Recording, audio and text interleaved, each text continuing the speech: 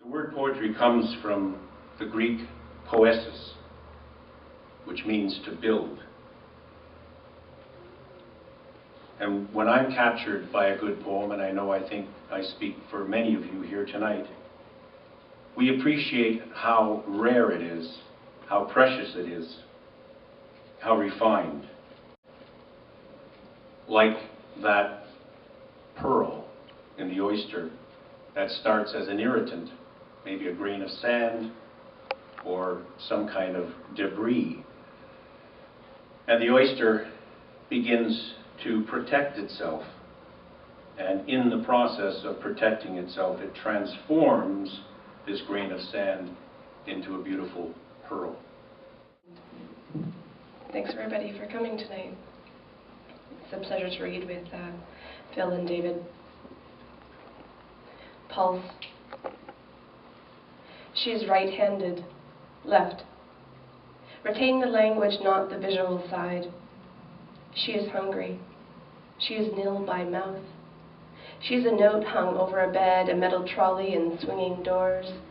She is semi-prone and steadied, and there are nights, an onslaught of nights, on, off, oxygen ventilation, reeled, rocked, a wet tangle of hair, her hand swept over her bright eye.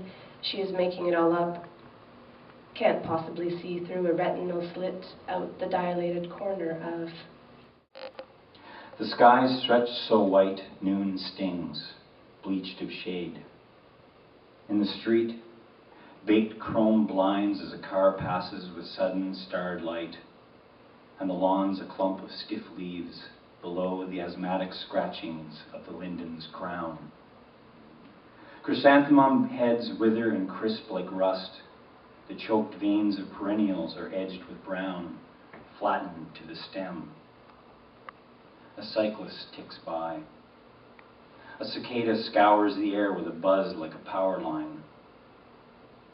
Beside the construction site, men chew bread, looking flayed and stunned in the faint bent shadow of a backhoe's boom. The jackhammer planted on the asphalt like an heroic Soviet prop. Oh, there's some audience perspiration required here. Are we all adults? Yeah. Singing along increases your sexual potency, so please. Chorus. The mighty word, the mighty word, the mighty word. That's all it is. The mighty word, the mighty word, the mighty word. The mighty word is a flag in a strong wind, standing out proud. The mighty word is a warm palm on a cold night.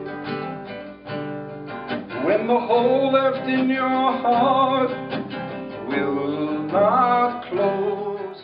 I've been writing poems and then giving them titles that are towns around here. Not because the poem's about that town, not because the town has anything to do with the poem at all, just I like the sound of it.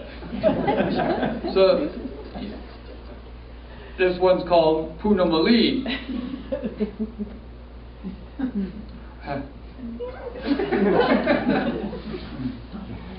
I am here, so if it doesn't make any sense, you figure you're just hearing music, okay?